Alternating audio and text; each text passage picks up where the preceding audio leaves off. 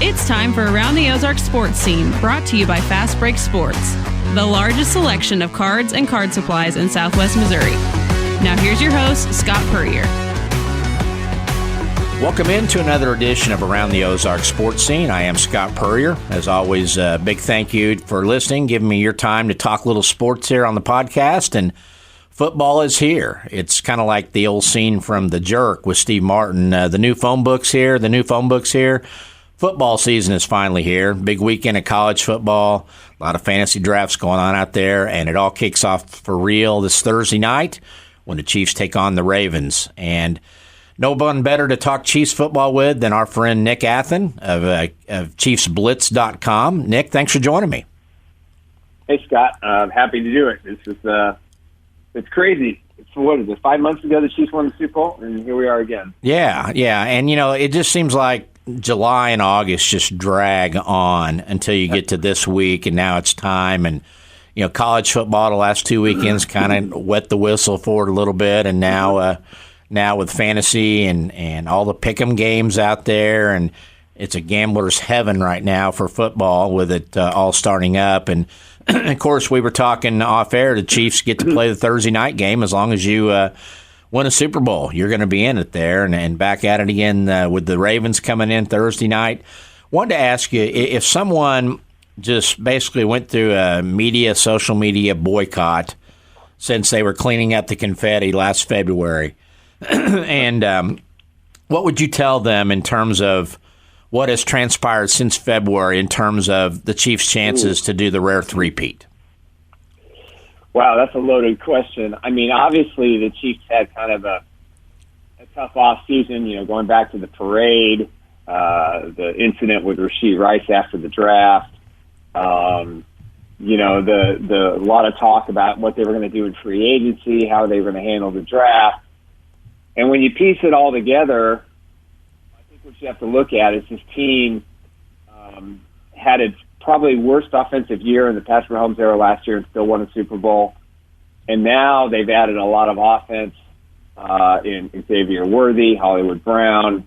They've done things now that, really elevate this offense kind of back to what it was. Defensively, they kept everybody.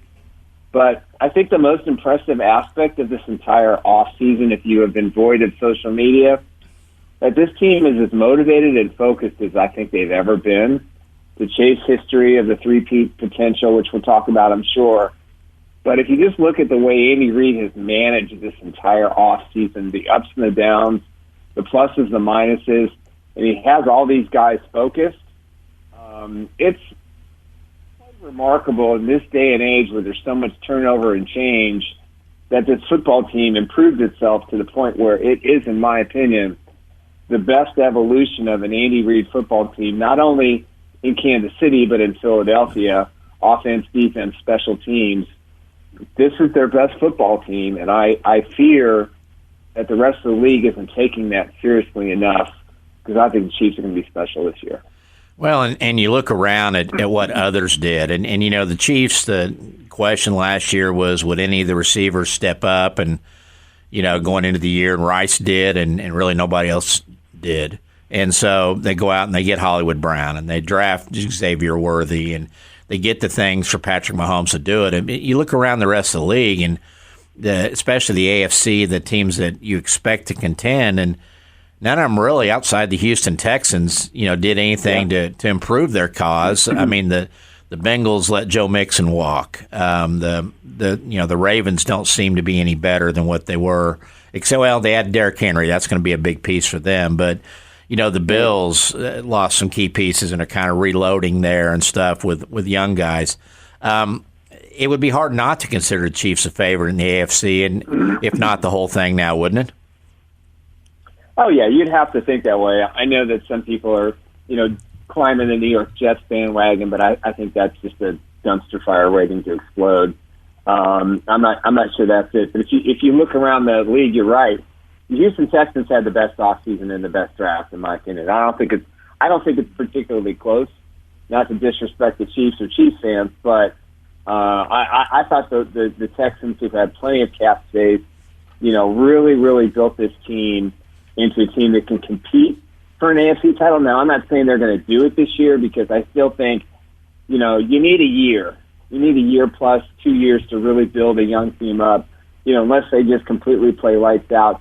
The division is going to be better than it was last year for them. But the Ravens, I'm one of probably few that doesn't think that the Derrick Henry thing's going to matter all that much. He was he really struggled last year. The football defenses have kind of the book on what he does now. It's not going to be a surprise. Yeah, you've got the Lamar Jackson factor of, is he going to hand it off? Not going to hand it off. And he's got some creativity. The Bengals, there's the best wide receiver, best football player isn't even playing. He's sitting on the sidelines at tree close because he's acting like a baby. He doesn't have a big-time contract 3 years into his NFL career. So, the Chargers, the Broncos, the Raiders in the division, outside of the Jim Harbaugh move, which I thought was brilliant. I am such a huge Jim Harbaugh fan. He will get the Chargers to a Super Bowl, and he'll win one in the next 5 years. I have no doubt in my mind that that's going to happen. But I think when you look at this year and you look at all the teams and what they did, Scott, I don't see that anybody did anything that's going to lead me to believe the Chiefs are not the favorite to win the Super Bowl. And I don't think there's a team out there in the AFC that can beat them unless that name is the Kansas City Chiefs, unless they just beat themselves. How do they handle Travis Kelce this season? 35 years old, and yeah. He's got so many, I guess, other interests there. Obviously Taylor Swift and following her around and vice versa. But then the podcast rights with his brother for $100 million to Amazon, and do they put him in shrink wrap or bubble wrap for part of the regular season to have him ready when it matters? How do you see them handling the whole Kelce thing? And what is the plan after if Kelce walks in at the end of the season and just says, "Hey, I'm done. I've done enough"? Yeah, that's kind of what I think is going to happen. This is just my opinion. I think Travis, this is his last year playing football. They drafted Jared Wiley, the tight end out of TCU, who honestly in the fourth round, he should have been second round pick. Mid to late second round pick. He's one of the best tight ends in this draft. They still have Noah Gray, who is going to be a free agent next year. So they did get Peyton Hendershot from the Dallas Cowboys, but he's more of a blocking tight end. But with Travis, you add all those things up. Plus he's got he's going to be on an FX show, Grotesque, here coming out this month. He's got another movie deal. He's got doing a TV show. He's just riding high right now, and obviously the Taylor Swift situation is, but, he's focused. When it's football season, it's football season. He does as many of that stuff away from, the regular season as he can, which he does the commercials and the filming of his stuff, TV show, movie, whatever it might be. The fact he's going to be in the Adam Sandler movie is going to be great, but listen, Travis Kelce is the most focused, dedicated person on that team. He rivals what Patrick Mahomes does. It's all football. It's all focus. And he has an incredible family around him to help balance him out. And, of course, he's got a very, a great girlfriend in Taylor Swift who understands what it's like to be in the limelight, and they respect each other and support each other. So, listen, he's flying high right now. If he wants to play 2 years, he did get a new contract that kind of indicates that that was probably the plan, but he's got so much stuff going off the field, and at some point, Travis and his lady are going to get married, and all these things are going to play out, and maybe it's just not as important after all. But if the Chiefs win 3 in a row, he'll come back for a fourth. I think if the Chiefs lose, he may not. Yeah. Well, and the offense, they did a good thing there, locking up Creed Humphrey, the richest contract for a center. He's kind of the, pun intended, centerpiece of the whole thing there and stuff. And, right. We talked earlier about the weapons for Mahomes now. And do you see when everybody's healthy, when Hollywood Brown's back on the field, do you see them actually having sets with Hollywood, Xavier Worthy, and Rice as the three receivers out there? Is that kind of going to be the main set, and what a nightmare that would be for a secondary? Yeah, that's a huge number. Then you throw in Juju Smith-Schuster, steady play of Justin Watson. You got some gimmick plays from McCole Hardman. But those three, Worthy, Brown, and Rice, that's dangerous. Then you add Kelsey. Then you add Pacheco. They got Samaje Perine from the Broncos, who's kind of that third down back. Carson Steele has developed. You just look at this offense and you think they're so much better than what they were a year ago. They have depth at wide receiver. They have depth at tight end. They have depth at running back. All three things they did not have last year. And they still won a Super Bowl. And when you've got Patrick Mahomes and you've got a chip on your shoulder like he does, you just marvel at this potential. And that's why I think this offense has a chance to kind of be what it was in 2019, 2018, when Patrick Mahomes was throwing for 5,000 yards, in 50 touchdowns or 40 touchdowns or whatever it is. I think he has a chance to have the best season of his career. I think they're motivated to do so. But Brett Beach has done a remarkable job because, as you said, the offense last year was Rashee Rice, Travis Kelce, and it was Isaiah Pacheco, and nothing else. And they won a Super Bowl with that. And now you've got Worthy and Brown and Juju back. And if they get anything out of Sky Moore, that's a bonus. But this is the best offensive team I've seen the Chiefs put together since Patrick Mahomes has been here.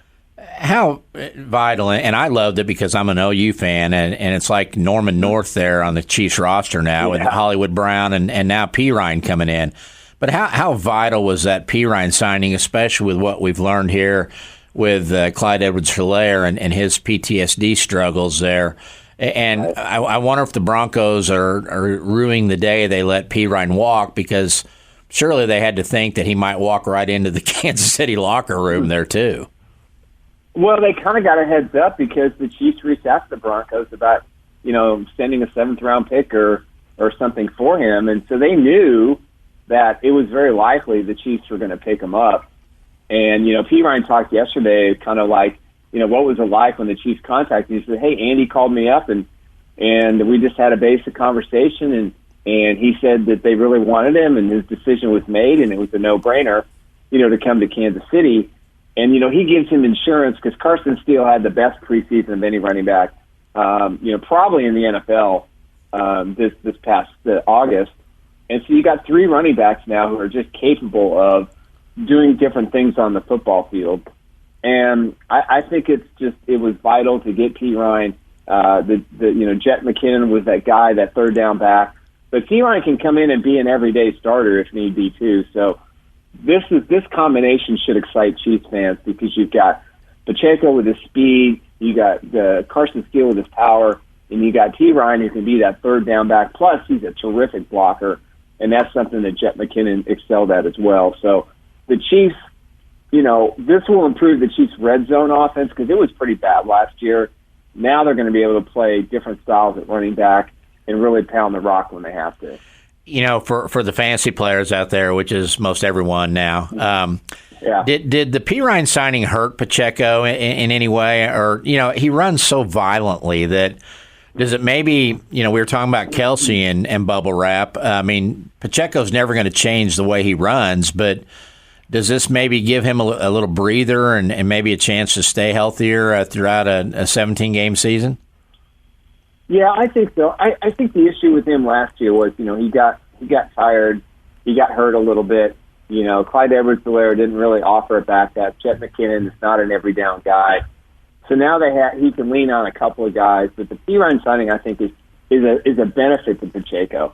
Because I think he's got another professional there, somebody who's been there, done that in the NFL with 2 different NFL teams. He can learn a lot from Perine, I think. They're very similar. Their mental approach is very similar, but they offer kind of a different running style. But Pacheco, if he's going to have a great season, that running full speed ahead into the hole and, running into the back of your offensive lineman or running into 2 or 3 defensive players waiting for you does take a toll on the body. And I'd like to see Pacheco this year learn how to cut back a little bit better, be more patient at the line of scrimmage. Give me a little. That speed is amazing, but the Perine thing will help. And having Carson Steele there as well. It's a huge benefit, I think. Maybe have Pacheco watch a little Le'Veon Bell film or something, about the. Yeah. I don't know how he pulled that off for so many years, but that literally kind of waiting for about a second and a half to see what was opening up and then go. And you don't see anybody else ever doing that. I mean, it worked for him, but well, let's talk about the defense. Best I ever saw was Le'Veon Bell. Oh yeah, his patience. Yeah. Amazing. We talked a lot of offense there, and rightfully so, because that's what people get excited about.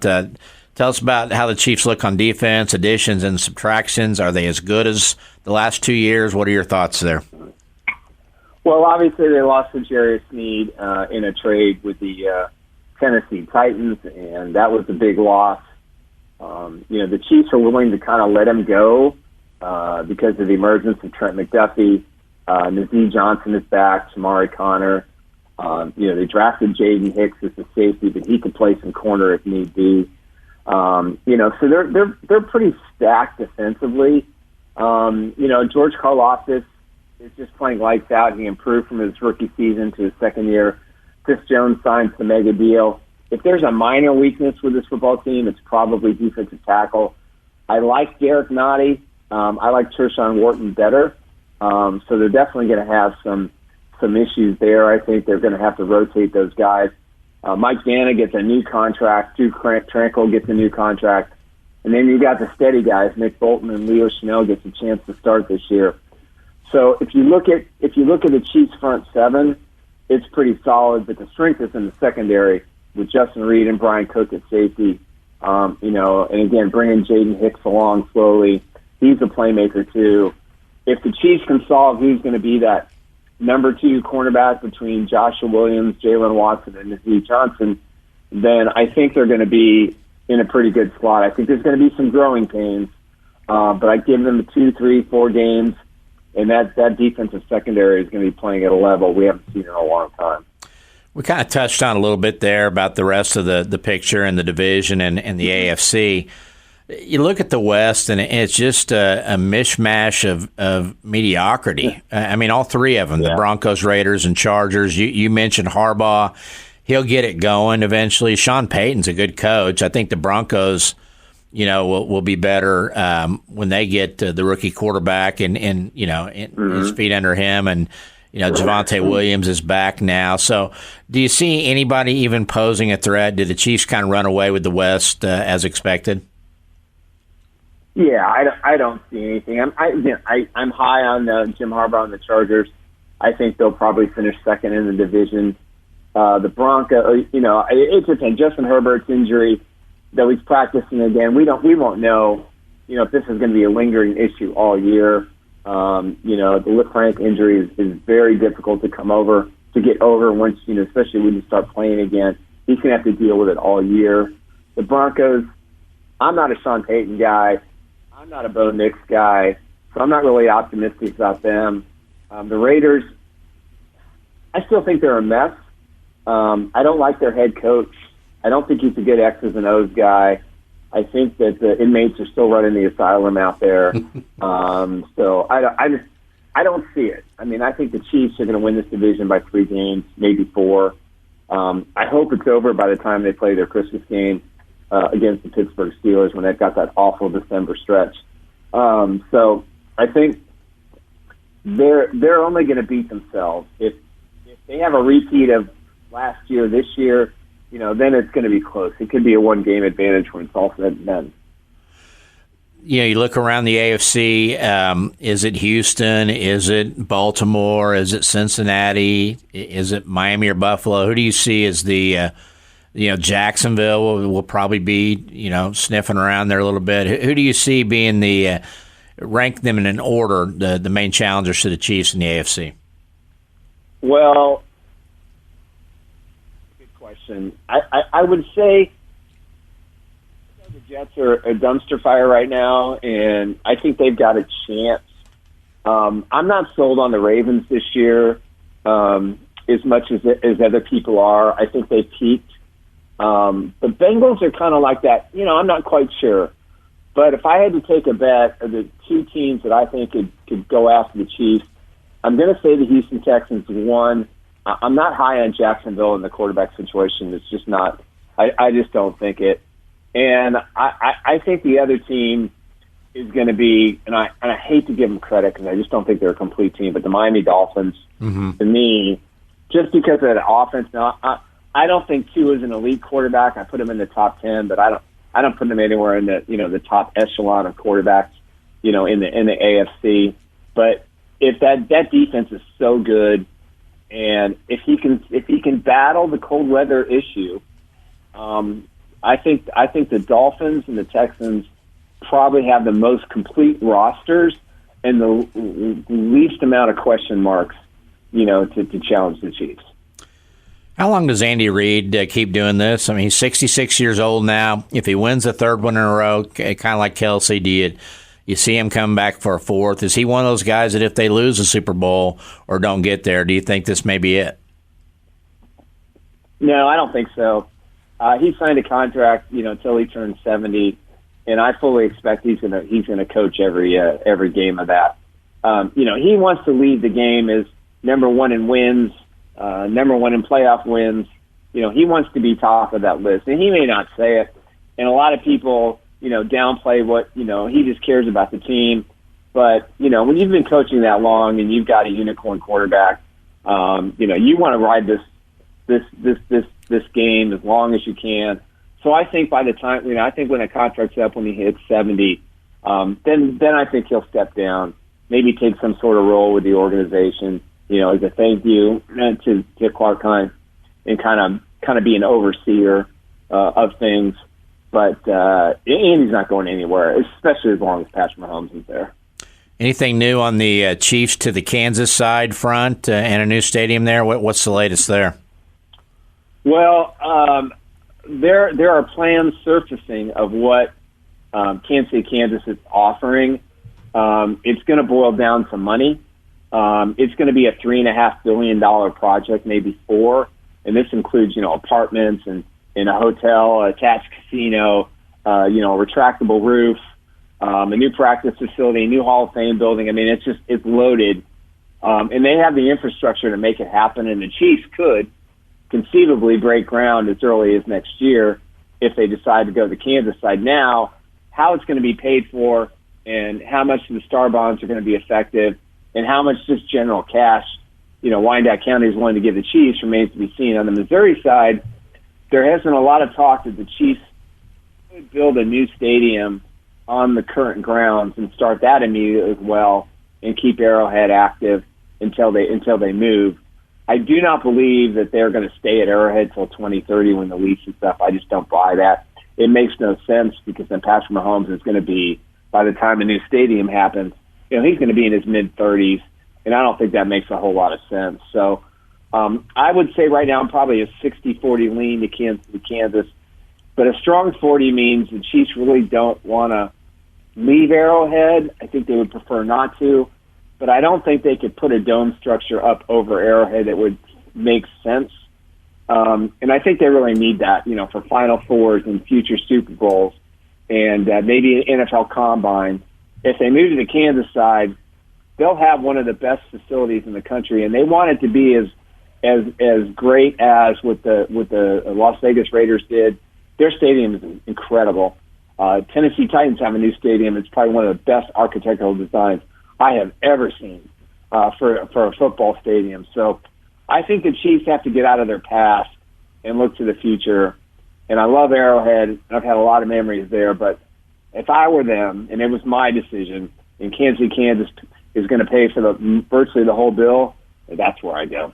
If they can convince Kansas to build them a stadium, can they convince Missouri to allow sports gambling on their games? I mean, is that I know they've been big behind it and behind the push along with the Cardinals and the other major league or professional teams, but do you see that happening anytime soon? They tried to get it on the current bill or the current vote for November, and it failed. And with Mike Parsons, stepping away, the governor of Missouri at the end of this term, the Republican, whether it's Republican or Democrat, how much are they going to be willing to spend? Because if Kansas is putting together a $3.5 billion facility plan, I mean, Missouri has to do the same thing. And I don't know where that money comes from. They don't have gambling on the books. They've tried unsuccessfully for whatever reason. I don't get it. There's talk that the one thing they might do is get rid of the state sales tax or the state tax. Kansas and Missouri does that, then they're going to win. They're going to win the battle for the teams. But there's so much infighting and so much going on in Missouri, and the political system far better than I do. It's always been very difficult to get anything of significance done if you're in Kansas City. I mean, look at the mess with the Sprint Center, or now the T-Mobile Center. I mean, you had Enterprise Leasing, one of the biggest companies in the United States in St. Louis, spending all that money, politicking and making sure that wouldn't happen. It ended up getting done. Same thing with the airport. It was very difficult to get the state to help them with the new Kansas City airport. So it's going to be a tough split. In my opinion, the political structure in Missouri doesn't lean toward my confidence that they can get something done. Now, Parsons may pull some things out of his hat before he leaves, and if he can, and he's been very vocal, I think the Chiefs have a better chance of going to Kansas, but on the flip side, I think the Royals had the best chance to stay in Jackson County. So do the Chiefs pull off the three-peat? What's your pick? I'm not betting against them. I'm just not. I mean, I've been on board with a three-peat since after they won in Las Vegas. I just look at what they put together on a roster. I look at the AFC. I look at the NFC. I just don't see a team that's better. You can say the San Francisco 49ers, but I think they're a mess. All the contract situations they've had, the offseason they've had, the expectations, and I don't think they have the right head coach that can beat the Chiefs, in a Super Bowl. But I'm not betting against Patrick Mahomes. He understands his place in the NFL. He understands what this means. It may never happen again. You may never be in this position to win 3 in a row. And again, if the Chiefs don't beat themselves this season, they're going to be back-to-back Super Bowl champions. And they're going to be the best, and this will be the best team in NFL history if that happens. Very good, Nick. As always, appreciate you jumping on with me. Tell us about ChiefsBlitz.com. What can the fans find there? Yeah, I go to ChiefsBlitz.com. We put columns up every day, talking about the state of the Chiefs. We've got our podcast on YouTube at ChiefsBlitz. So if you get a chance, please subscribe to that channel. We do that show 3 days a week, and we certainly have a blast. And, of course, social media at ChiefsBlitz on Twitter, at ChiefsBlitz on Facebook. So love to have more fans get involved with the process. So please join and subscribe. Very good. Nick, thanks again. All right, buddy. I'll talk to you soon. That's going to do it for this week's edition of Around the Ozarks Sports Scene. Big thanks to Fast Break Sports, our sponsor of the podcast, and, of course, your home for all things sports cards and collectibles, memorabilia. Go see the guys over at Fast Break Sports, just down the intersection from Campbell and Battlefield there on South Campbell. Go check it out. And big thanks to Nick Athan of ChiefsBlitz.com. Of course, the Cave 104.7 is the home of the Chiefs games all season long. We'll have promos running throughout the year, giveaways, things of that nature that we'll promote here on the podcast, so stay tuned. And again, thanks for listening. We'll see you next week on Around the Ozarks Sports Scene.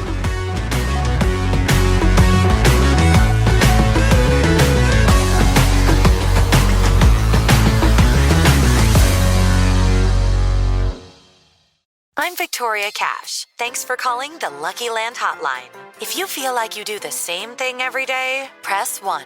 If you're ready to have some serious fun for the chance to redeem some serious prizes, press 2. We heard you loud and clear. So go to LuckyLandSlots.com right now and play over 100 social casino-style games for free. Get lucky today at LuckyLandSlots.com. No purchase necessary. VGW Group. Void where prohibited by law. 18+. Terms and conditions apply.